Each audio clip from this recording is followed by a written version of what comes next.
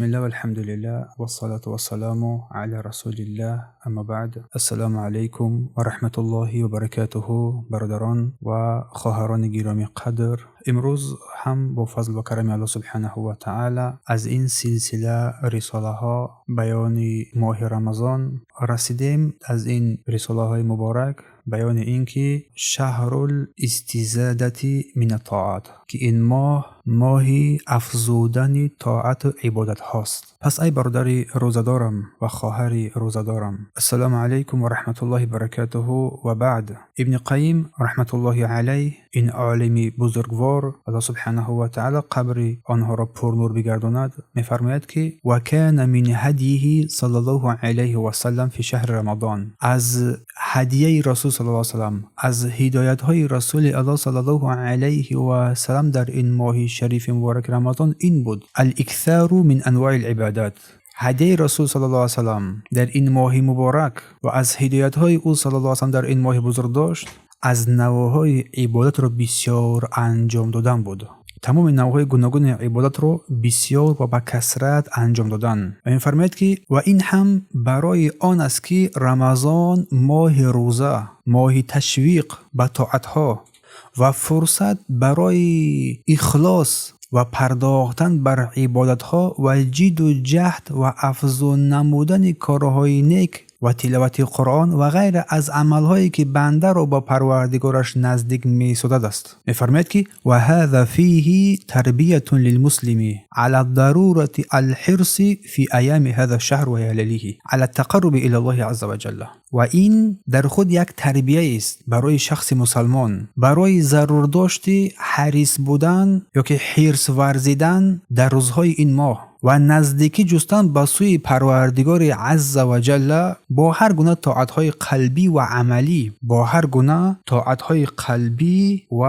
عملی، این نکته در حیات انسان مهم است. به مانند تلاوت قرآن و تدبر و تفکر و تأمل در آن و دوام روز را با روزه داشتن و دوام شب را با طاعت عبادت و نماز گذرانیدن و همچنین از ذکر و یاد الله دور نبودن و ذکرهای صبح و شام و ذکرهای بعد نماز را انجام دادن، چون این از هدیه رسول صلی الله علیه و سلم. و همچنین پیوسته زبان خود را با استغفار، طلب مغفرت خواستن از پروردگار معطر ساختن و همچنین افطار دادن روزداران اگر توان آن را داشته باشی عمره کردن در این ماه مبارک.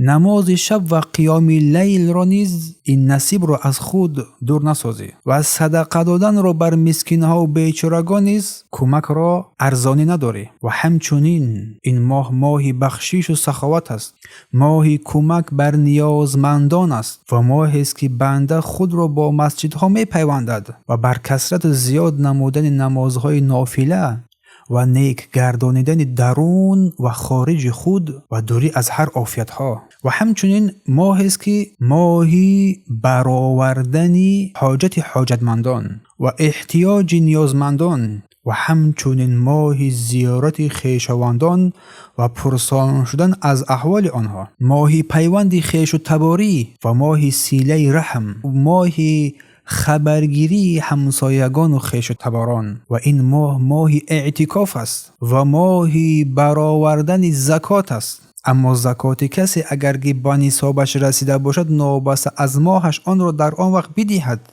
و آن را به تأخیر هم نه اندازد. پس این ماه برادران و خواهران گرامی ماه نزدیک شوی به پروردگار جهانیان، ماه قربت به آن پروردگاری که نام او است رحمان.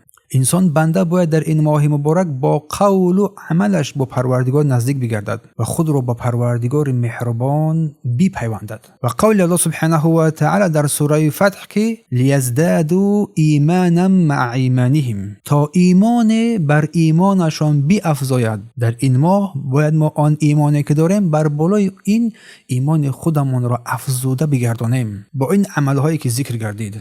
چگونه گفتن که دواء قلبک خمس عند قسوته، دوای قلب تو 5 است هنگام سخت شدن دل، با نیکی، با پرهیزگاری و با پرهیزگاران هم نشین شدن و شکمت را گرسنه نگاه داشتن و قرآن را با تدبر و تأمل خواندن و در میان شب با نماز برخیستن و در سحرگاهان و بیگاهان بازاری دعا و التجا نمودن و همچنین با اهل خیر نشستن و با آنها پیوستن. پس ای برادر روزدارم و خواهر روزدارم، از الله سبحانه و تعالی بخواهیم و از الله بخواهید که شما را توفیق بدهد در ترک حرام ها و توفیق بدهد در دوری از گناهان منکرات و توفیق بدهد در عمل کردن با کتابش و سنت پیامبر صلی الله علیه و سلم و توفیق بدهد در پرداخت عملهای نیک و عادت کننده نفس در طاعت عبادت در این موسم ها.